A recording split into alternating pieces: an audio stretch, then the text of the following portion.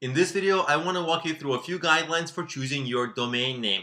First, let's go over a few pitfalls that you should avoid. Don't put numbers in your domain, no hyphens, those little dashes, don't put them. Don't make it hard to spell, don't make it hard to pronounce, don't make it too long.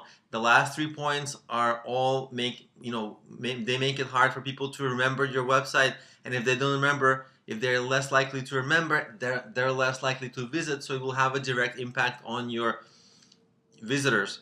Even if most people will still come to your site fine, it will just decrease the likelihood of them remembering. So you don't want to decrease, you want to increase the likelihood of them remembering. So what to do?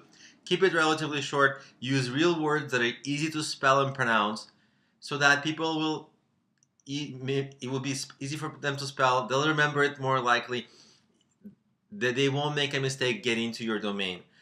Try pronouncing your domain name before buying it. Sometimes it reads fine, but it speaks awkwardly, and you'll be pronouncing your domain name every day, hopefully for many years to come. So it's got to be something that easily rolls off your tongue. Now, for branding, what to do for branding? You should keep it catchy.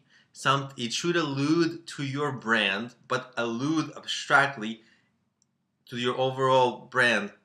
Not mention anything specifically too much, because sometimes if you mention something specifically and then you change direction of your business, which happens all the time, especially when you start, then the domain name might not make that much sense anymore, and it will look silly and you'll feel silly about it, and you won't have as much confidence telling it to people, where you need to have a lot of confidence telling it to people all the time.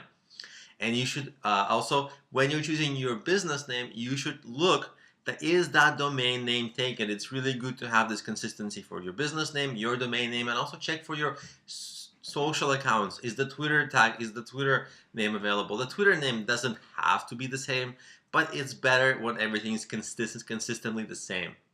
Now, quickly, there's the legal issues, trademarks.